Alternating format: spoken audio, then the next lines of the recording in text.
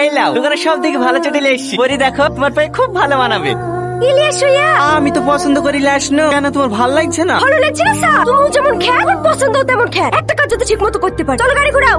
ভাবি এসছো? আমি জানতো তো তোমার পছন্দ হবে না। দেখো ভাবি কোন চটি লিবা। এত ভালো ভালো চটি থাকতে ওদের কাছে ছিদলা পড়া চলে চলে গেছি।